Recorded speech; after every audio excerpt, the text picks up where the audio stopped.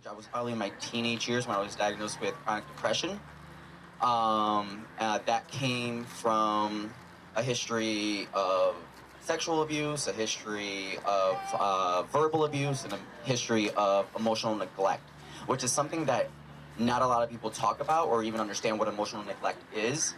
But when you go up to a parent and they say, and you say you're sad, and your parent tells you to get over it, that's emotional neglect. And a lot of us experience that throughout our childhood in very minimal ways that we don't even know. Like, we don't got McDonald's money, we got food at home. That's emotional neglect. Even though it sounds funny, but your kid is now very excited about the fact that they might be getting McDonald's, and you just shut them down instead of giving them a better response than we got food at home. So throughout the years, I fought with depression. I had a suicide attempt in high school. And that led me to basically leave New York, and I went to live with my dad in Puerto Rico because I didn't have the family support that I needed to be able to get through a lot of the things that I came forward about at that age. And I was also dealing with my sexuality, which is confusing in its own, until I finally figured out exactly who I am. I am the G of LGBTQIA. Later on, I tried therapy. I went for 2 sessions and I just wasn't really feeling it, but I now understand that I just wasn't really ready to talk about a lot of the things that I went through. So it's not that therapy was bad, I was just not ready for the conversations that I knew this therapist was trying to have with me. And at the same time, I was being given a lot of male therapists, and later on figuring out that a trigger of mine is authoritative male figures because of the sexual abuse that I went through. So I'm not gonna feel comfortable telling another straight man, hey, I've been sexually abused, because I always felt like it made me an easy target, where like this already happened once, we can totally take advantage of this kid again. And so that led with me not getting any medication, not getting me any treatment, and still living in a traditional Latin home where mental health is not really a thing. It's just you being a weirdo, basically, is what I got called a lot. Graduated high school, thankfully, and then was later on diagnosed with social anxiety, which it's kind of ironic because I'm more comfortable now speaking in public than I was before. But one thing that I learned is acknowledging when you're nervous, acknowledging when you're having a little bit of a panic attack, acknowledging when you're having an anxiety attack actually helps soothe it just a little bit. It doesn't take it away, but it soothes it. That's right. So my anxiety was triggered after my last suicide attempt 3 years ago. A little bit of history about that. So coming from sexual abuse, and then a broken home, you try to find love elsewhere.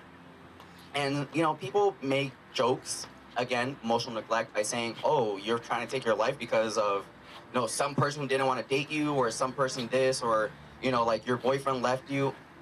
What people don't understand is that the boyfriend, the girlfriend is an interchangeable variable. It's what the person did.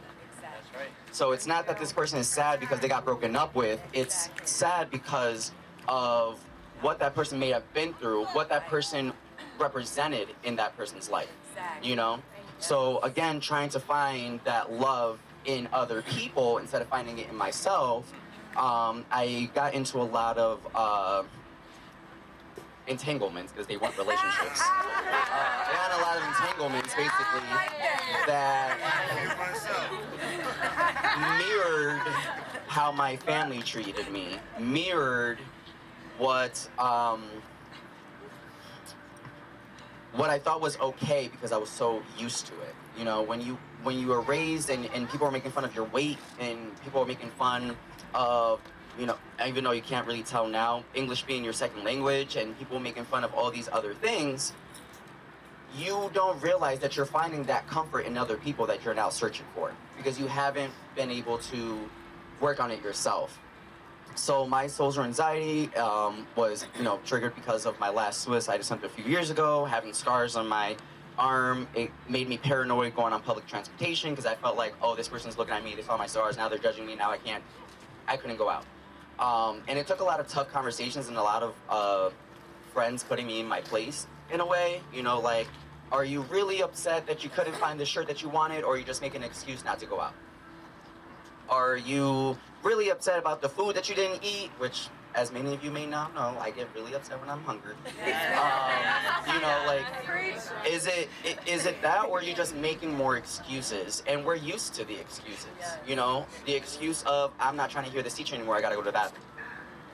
We're used to giving excuses, and we're used to finding those excuses in other people. And a lot of things that I used to do was blame myself. Like, of course, this person's not gonna be able to stand around me or wanna be with me because I'm damaged goods. I don't feel that way now, but that's how I felt when, you know, that stuff happened.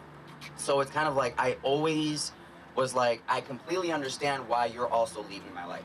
I completely understand why you're also only here for 5 minutes. I completely understand why you're saying all these things behind my back. I'm used to it. And just because you're used to it doesn't make it okay, you know? So some of the things that I did, you know, to help with depression and anxiety, aside from therapy, which I'm now recently started up again. So people mention music therapy, art therapy.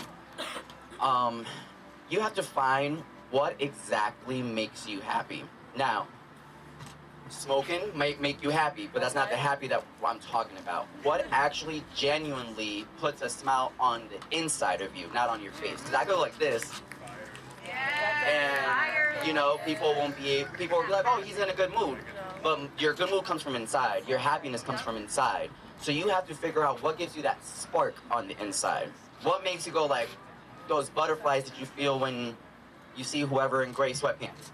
You know, like, whatever it is that gives you that genuine spark on the inside, that's what you need to pursue. So for me, I like going on long drives and listening to music.